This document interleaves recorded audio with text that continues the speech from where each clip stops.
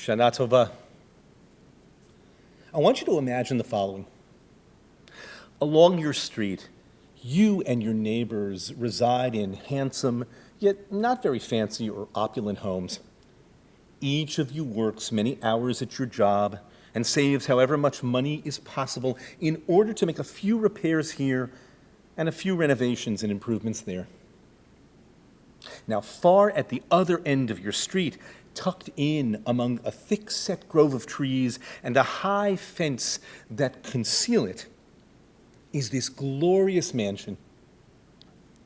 The owners are wealthy and powerful people, some of the wealthiest and most powerful people in the community, or so you imagine. No one in your neighborhood has ever met them, let alone spoken to them, so you all assume that they're powerful and wealthy. You and your hard-working friends try not to envy these folks, but each year that the money is tight or prices go too high so that you can't improve your modest home with pride, you find yourself resenting your ostentatious neighbors.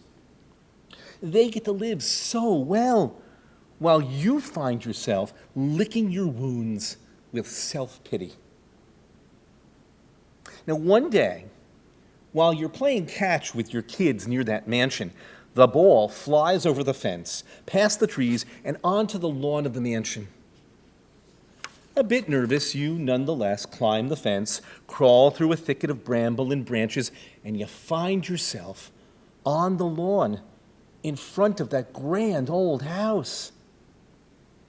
And it's then, only then, that you meet the occupants, only they aren't inside the house. They're living in a ratty old tent out front, a bunch of utensils taken from the kitchen spread out before them on the grass, where they cook their meager meals. They hand you back the ball, and you turn to go. But now your curiosity is killing you. You need to know, so you ask. You own this property with a mansion unsurpassed for its beauty and spaciousness. Why then are you living in this old torn-up tent with a bunch of kitchen utensils strewn about you? Go inside and live like royalty. Everyone around here would do just about anything to have what you have. One of the adults on the lawn responds, "Yes, this grand old house, indeed. We did live in it for a while, but it was never ours. We were just lucky to rent and care for it when we had no place to live. After a while of living inside, we got so used to feeling like it was ours that we would chase away people who came to the door seeking shelter and food.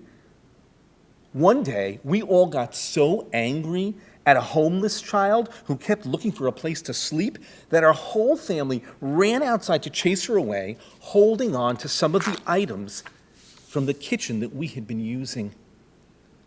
The house has only one ancient door whose ancient lock can't be broken open. Having forgotten the one key we owned in our haste and our anger, we locked ourselves out. That was months ago. Now we sit in this tent on this mansion lawn, waiting for the owner to come replace the lock and let us leave. As you say goodbye to them, you realize how little wisdom you brought into that place and how much wisdom you are taking away from it. On the holiday of Sukkot, we're told to act as if our permanent houses were just temporary, ramshackle huts.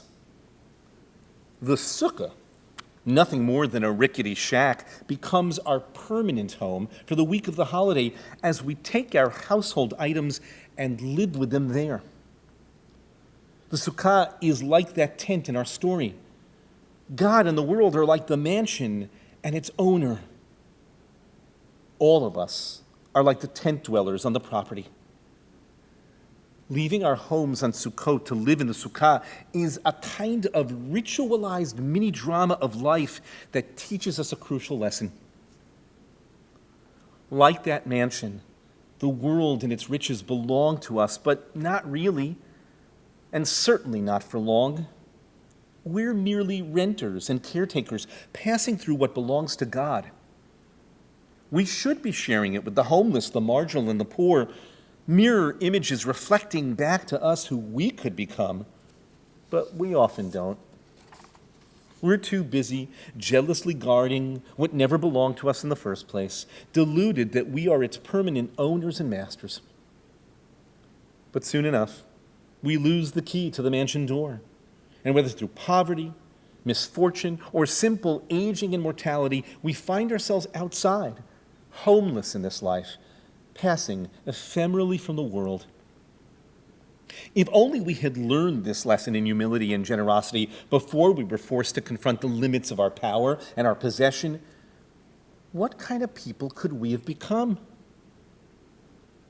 This is the question among many questions that we ask as we sit in the Sukkah on Sukkot, thanking God for the blessing of this impermanent and precious possession called being alive. I wish a humbling and happy Sukkot to all of our OHA family.